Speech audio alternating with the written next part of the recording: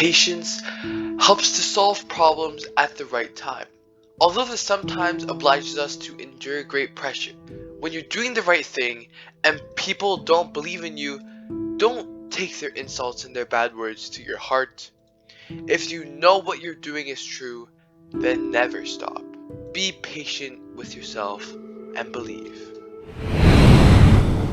When young Nernia was made chief of the tribe, everyone expected that, as was the great custom on the island, he would direct his attention to fighting the great fiery-eyed beast, a horrible creature that had terrorized the tribe's people for centuries.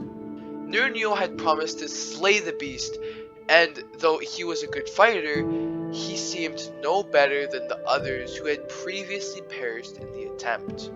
The tribe reckoned that, as chief, he wouldn't last more than a year.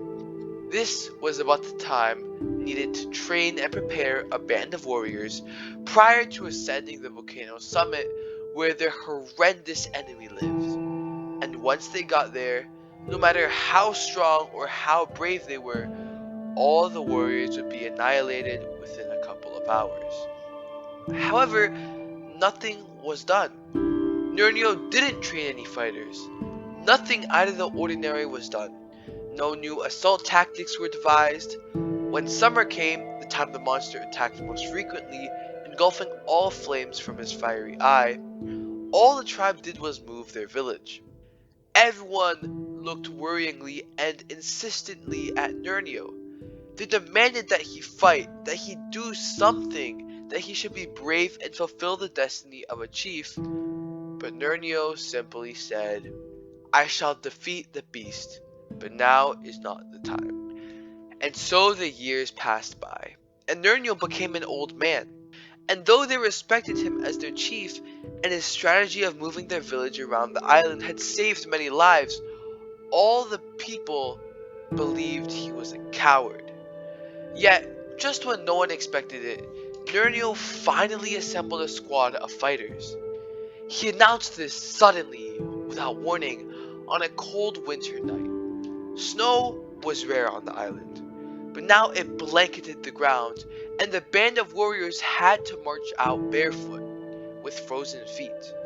They hurriedly ascended the volcano, and at the summit, they approached the monster's cave. Nernio confidently entered while his companions performed the usual death preparation rituals, ready to leave this life. When they were all inside the cave, they saw old Nernio standing over the beast. The monster was lying, curled up on the ground, trembling and groaning close to death.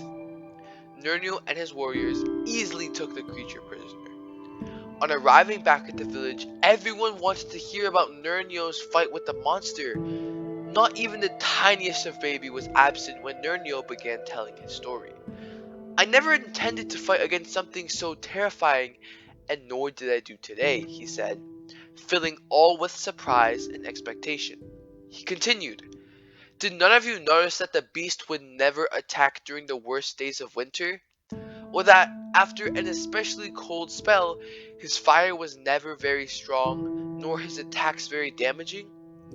For many years I was waiting for a snow as heavy as this one. All along, we didn't need fighters, we needed the cold. When we got to the volcano, the monster was so weak he couldn't fight. Finally, we have put an end to fighting and death. Now we have the beast and his fiery eye at our service." Everyone congratulated the chief for his wisdom, particularly those who had most criticized for supposed cowardice. And so it was that even the most impatient among the tribe had learned that sometimes patience can be much more useful than action, even if it means you require the bravery to accept people treating you like a coward.